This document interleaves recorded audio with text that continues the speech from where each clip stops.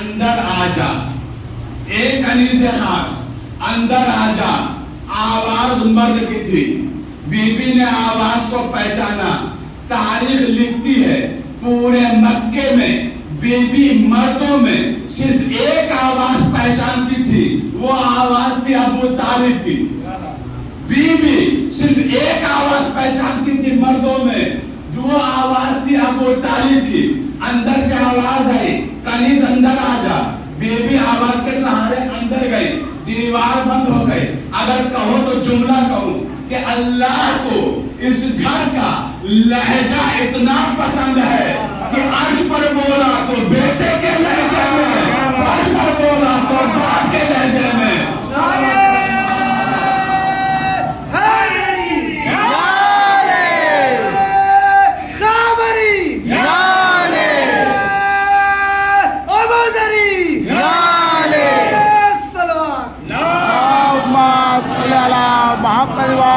محمد.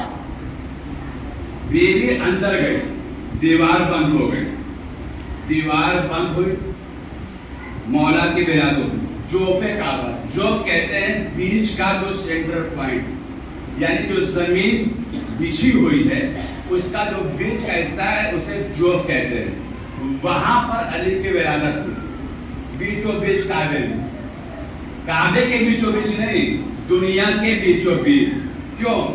تاکہ زمانے میں کوئی حصہ زمین کا یہ نہ کہہ سکے کہ کائنات میں حق آ رہا تھا، حق ہم تک کم پہنچا، حق ہم تک کم پہنچا. بیچو بیچ جہاں سے چاروں حصے برابر ڈیوائیڈ ہوتے ہو گئے. 3 دن بی بی کعبے کے اندر رہی. آسمان سے خان آیا، کھانا آتا رہا، بی بی کھاتی رہی. قرآن نے ایک منظر لکھا، مریم کے ہاں جب عیسیٰ آئے تو جب تک نہیں آئے تھے جنت سے کھانا آ رہا تھا، جب تک نہیں آئے تھے دنیا میں کھانا آ رہا تھا. لیکن جب ولادت کا وقت آیا تو کہا کہ باہر جاؤ، یہ عبادت خانہ ہے، رچا خانہ نہیں. بی بی بیت المقدس سے نکل کر بستی کی طرف نہیں گئی، خرابے کی طرف گئی جہاں ایک کھجور کا درخت تھا. عیسیٰ کی ولادت ہو گئی، کھانے کا آنا بند ہو گیا. کھانا جب بند ہو گیا تو اب اس موقع پر تو بیوی کو کھانا چاہیے تھا، مگر اللہ نے کہا کہ کھجور کے ٹہنیوں کو ہلاؤ. کہا پروردگار اس میں پھل نہیں ہے، کہا کوشش کرنا تمہارا کام ہے. بیوی نے حرکت دی، اب اس میں تازے کھجور آ گئے. اب ایک جملہ کہوں، اللہ جب معصوم اور معصومہ کو بغیر حرکت کے نہیں دیتا، معصوم اور معصومہ کو بغیر حرکت کے نہیں دے رہا. میں تو پروردگار ابھی تک تو مریم کو کھانا بھیج رہا تھا، اب عیسیٰ آ گیا، اب کیوں نہیں دے رہا؟ کہا کل تک مریم کے شکم میں بچہ تھا، باہر نہیں آیا تھا. اس وقت تک مریم کے دل میں صرف میری محبت تھی، خالص اللہ کی محبت تھی. اس لیے اپنی محبت کے تقاضے میں جنت سے خان بھیج رہا تھا. لیکن جب عیسیٰ آ گئے تو اب میری محبت کے ساتھ عیسیٰ کی بھی محبت آ گئی. اس لیے دستور اللہ نے بدل دیا. اب تم محنت کرو گے تو پاؤ گے، اب تم محنت کرو گے تو پاؤ گے. میں کہوں پروردگار جب تیرا یہ قانون ہے تو فاطمہ بنت اسد بھی کعبے کے اندر 3 دن تھی. جب تک علی نہیں آئے تھے جنت سے کھانا آتا رہا، لیکن علی کی ولادت کے بعد بھی یہ سلسلہ باقی رہا، جنت سے کھانا آتا رہا. میں تو پروردگار یہ ماجرا کا ہے، آواز قدرت آئے گی. دنیا کو میں یہی تو بتانا چاہتا ہوں کہ علی کی محبت ہی تو اللہ کی محبت ہے. صلوات پڑھیں محمد محمد. اس لیے کہ جب محبت میں کوئی اور محبت آئے گی تو وہاں سے کھانا بند ہو جائے گا. لیکن فاطمہ بنت اسد کے لیے آتا رہا. یعنی علی کی محبت ہی اللہ کی محبت ہے، علی کی محبت ہی اللہ کی محبت ہے. اسی محبت کے سہارے انسان کو زندگی گزارنا ہے. دعا کرنا ہے کہ ہمارا حشر و نشر محمد آل محمد کے ساتھ. کمال جینا نہیں ہے، کمال محمد آل محمد کی محبت میں مرنا ہے. جینے کو تو بہت سے لوگ جی گئے، لیکن مرنا کمال ہے. جیسے جیسے دن گزرتے ہیں علی اس کمالات کی منزل میں ہیں، لیکن تعصب کی اینک لگا کر جب کوئی علی کو ٹٹولے گا تو کمال نظر نہیں آئے گا۔ علی کو پہچاننے کے لیے تعصب کی اینک اتارو، تب علی کا تمہارے سامنے کمال نظر آئے گا۔ علی نے وحدانیت کے لیے جو قربانیاں دی، بہت سے کمالات، ایک مصرع ہوا تھا غازی پور میں، اور علی کی شخصیت کو، ذات کو مجروح کرنے کے لیے یہ مصرع دیا گیا، اور یہ مصرع تھا کہ بعد جہاد، مصرع تھا کہ میدان کارزار میں حیدر رکے نہیں، اور کمال کی بات یہ کہ علی کے علاوہ میدان میں کوئی رکا نہیں، تو اس میں مصرع دیا کہ میدان کارزار میں حیدر رکے نہیں، اور تاریخ میں 80-84 جنگیں ہیں، کسی جنگ میں علی کے علاوہ کوئی ٹکا نہیں، لیکن تعصب کی اینک لگانے والوں نے یہ مصرع دیا کہ میدان کارزار میں حیدر رکے نہیں۔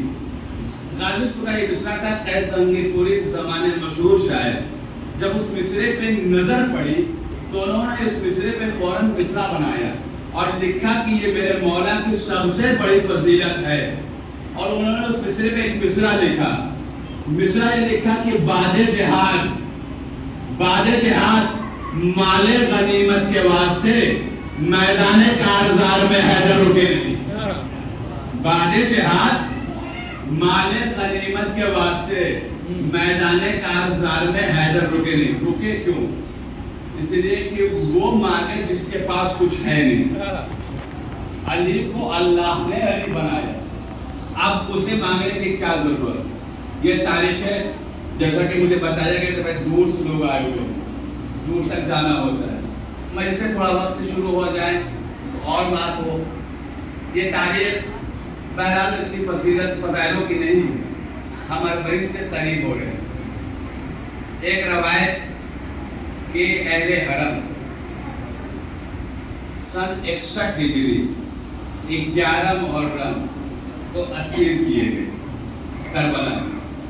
ایک بات کہہ دو، جس امام کی شہادت کی تاریخ گزری ہے، امام کی جب آپ زیارت پڑھیں گے امام رضا علیہ السلام کی، تو امام کی زیارت ایک جملہ ہے، یا غریب الغربا، اے غریب، اے پردیسی، تجھ پر میرا سلام۔ غریب الغربا اس امام ہی کو کیوں کہتے ہیں؟ جہاں تک پردیس کی بات ہے تو امام حسین بھی تو پردیس میں شہید ہوئے، لیکن امام حسین کے لیے لفظ غریب الغربا استعمال نہیں ہوتا۔ علماء نے جو وجہ لکھی ہے کہ غریب الغربا اس لیے کہتے اس امام کہ پردیس میں شہید بھی ہو اور کوئی اپنا مونس و یاور نہ ہو تو غریب الغربا کہا جاتا ہے۔ امام کی جب شہادت ہوئی ہے، 8ویں امام کی، اس وقت ان کا اپنا وہاں کوئی نہیں تھا۔ امام کی جب شہادت ہوئی ہے تو کربلا میں سید سجاد موجود تھے، اسیر کیے گئے، لیکن ہاتھوں میں ہتھکڑیاں تھیں، پاؤں میں کڑیاں تھیں۔ امام رضا علیہ السلام کی جو شہادت ہوئی، زہر دیا گیا، جو زہر دیا گیا تو زہر کا وہ اثر تھا کہ پورا جسم سرد پڑ گیا۔ امام جب خراسان پہنچے ہیں، نیشاپور ایران میں ایک جگہ ہے جہاں کا فیروزہ مشہور ہے، نیشاپور کا، امام نے وہاں کنواں کھودا تھا، آج بھی وہاں پانی جاری ہے۔ وہاں والوں نے جب امام سے کہا تھا کہ ہمارے لیے کوئی ایک نصیحت کر دیجیے، کوئی ایسی فضیلت بیان کیجیے جس کا سلسلہ صرف معصوم سے ہو، جس میں کوئی غیر معصوم شریک نہ ہو، تو امام نے، 8ویں امام نے ایک حدیث بیان کی، کہا میں نے اپنے بابا سے، انہوں نے اپنے بابا سے، انہوں نے اپنے بابا سے، یہاں تک رسول خدا تک سلسلہ جڑایا کہ یہ حدیث سنی ہے کہ لا الہ الا اللہ حسنی فمن دخل حسنی آمنا من عذابی، کہ لا الہ الا اللہ ایک قلعہ ہے، جو اس قلعے میں داخل ہو گیا وہ امان پا گیا۔ اس کے بعد امام نے جملہ کہا، وَشَرْطِهَا وَشُرُوطِهَا، مگر اس کی کچھ شرطیں ہیں، ان کی کچھ شرطیں ہیں، وَأَنَا مِن شُرُوطِهَا، اور ان شرطوں میں سے ایک شرط ہم ہیں، یعنی ہماری محبت اگر تمہارے دلوں میں ہوگی تبھی جا کر لا الہ الا اللہ تمہیں فائدہ پہنچائے گا۔ اگر ہماری محبت تمہارے دلوں میں نہیں تو لا الہ الا اللہ بھی کام آنے والا نہیں۔ یہ امام نے حدیث بیان کی، امام کا پورا جسم سب پڑ گیا زہر سے، مگر جنازہ جو اٹھا ہے تو اس شان سے اٹھا ہے۔ اور روزوں میں جتنا شاندار اور خوبصورت روزہ اس امام کا ہے کسی کا نہیں۔ اتنا بڑا وقت ہے اس روزے پر کہ جب کووڈ کا زمانہ چل رہا تھا تو حرم کے پیسے سے آکسیجن مشینیں پوری دنیا میں سپلائی کی گئی، اپنے ہندوستان میں بھی ہے۔ کتنا بڑا وقت ہے، امام اپنی زمین پر ہے۔ جسے زمانے میں غریب الغربا بنایا تھا آج اتنی بڑی جائیداد کا مالک ہے۔ عزیزوں، جب یہ حرم 11 محرم کو اسیر کیے گئے اور اسیر کر کر کوفے اور شام کی منزلوں سے طے کیا گیا، زندان میں لا کر انہیں مقید کیا گیا 1 سال سے زیادہ کا عرصہ۔ بھائی 10 محرم کو 1 سال ہو گیا، بی بی زینب جو پہنچی ہے تو چہلم کے دن پہنچی ہے کربلا۔ 1 سال سے زائد کے بعد بی بی کربلا گئی تھی اپنے بھائی کا چہلم منانے کے لیے۔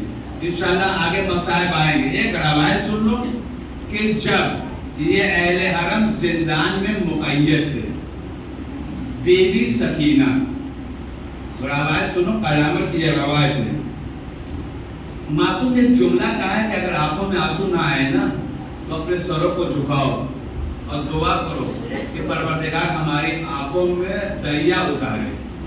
اس لیے کہ جو امام پردے میں ہے نا وہ جمعہ کہتا ہے کہ میرے جد کی مصیبتوں میں اگر میری آنکھوں کے آنسو خشک ہو جائیں تو میں اپنے جد کی مصیبت میں خون کے آنسو ہوتا ہوں۔ یہ امام جو پردے میں وہ کہتا ہے۔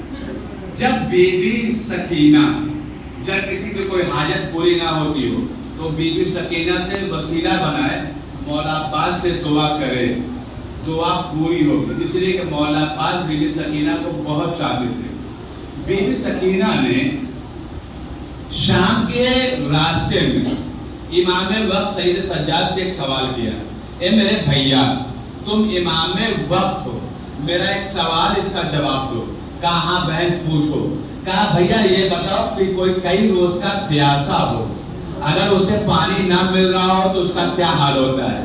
تو امام نے کہا سکینہ اگر کوئی کئی روز کا پیاسا ہے اسے پانی نہیں ملتا تو اس کے آنکھوں کے آگے اندھیرا آ جاتا ہے، اس کے سامنے دنیا اندھیری نظر آتی ہے، آنکھوں کے سامنے دھواں نظر آتا ہے۔ بی بی سکینہ نے پوچھا بھیا اگر اس کے بعد بھی پانی نہ ملے تو کیا ہوتا ہے؟ کہا بہن اگر اس کے بعد بھی پانی نہ ملے تو انسان کے جسم میں جو پانی ہوتا ہے نا وہ پانی سوکھنے لگتا ہے۔ کہا بھیا اگر اس کے بعد بھی پانی نہ ملے تو کیا ہوتا ہے؟ کہا انسان کے بدن کا جو پانی سوکھ جاتا ہے، اگر اس کے بعد بھی اس پیاسے کی پیاس نہ بجھائی جائے تو انسان کا بدن گرم ہونے لگتا ہے۔ کہا بھیا اگر اس کے بعد بھی پانی نہ ملے تو کیا ہوتا ہے؟ کہا بہن اس کے بعد بدن کے بعد ہڈیاں گرم ہونے لگتی ہے۔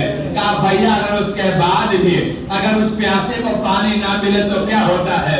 کہا سکینہ اب نہ پوچھو۔ کہا بھیا مجھے میرے حق کا واسطہ بتا دو۔ کہا سکینہ اگر اس کے بعد بھی اس پیاسے کو پانی نہ ملے تو جو گرم ہو چکی ہڈیاں ہوتی ہے نا، پیاس کی شدت سے وہ ہڈیاں ٹوٹنے لگتی ہیں۔ بس جیسے یہ فقرہ بی بی سکینہ نے سنا نا، آواز دی اے بھیا اس عالم غربت میں تم سے کچھ نہیں کہتی، بس ایک بات کہتی ہوں کہ اگر عالم مسافرت میں تمہارا ساتھ چھوڑ دوں تو مجھے کسی نرم زمین پر دفن کرنا۔ پیاس کی شدت سے میری ہڈیاں چٹک رہی ہے۔ جزاکم ربکم خیر الجزا۔ خدا آپ کو کوئی غم نہ دے سوائے غم مظلوم کربلا کے۔ آزادارو، بی بی سکینہ نے یہ وصیت کی، وہ وقت بھی آیا کہ در زندان پر بی بی سکینہ کسی سے نے اپنے پھوپھی سے پوچھتی پھوپھی اماں یہ پرندے کہاں جا رہے ہیں؟ کہا بہن بیٹی یہ اپنے گھروں کو جا رہے ہیں۔ جب بچے کھیلتے ہوئے وہاں سے گزرتے تھے تو میری پوچھتی تھی پھوپھی اماں یہ چھوٹے چھوٹے بچے کہاں جا رہے ہیں؟ کہا بچے یہ اپنے گھروں کو جا رہے ہیں۔ تو میری پوچھتی تھی پھوپھی اماں کیا ہمیں بھی کبھی وطن جانا نصیب ہوگا؟ ایک مرتبہ آزادارو ذرا سن لو قیامت کی مصیبت ہے، جس بیوی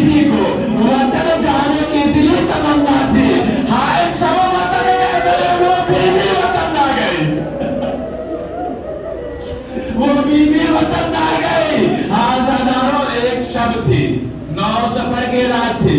बीबी सकीना ने अपने बाबा को ख्वाब में देखा, जिंदान में कोहराम बरपा हुआ।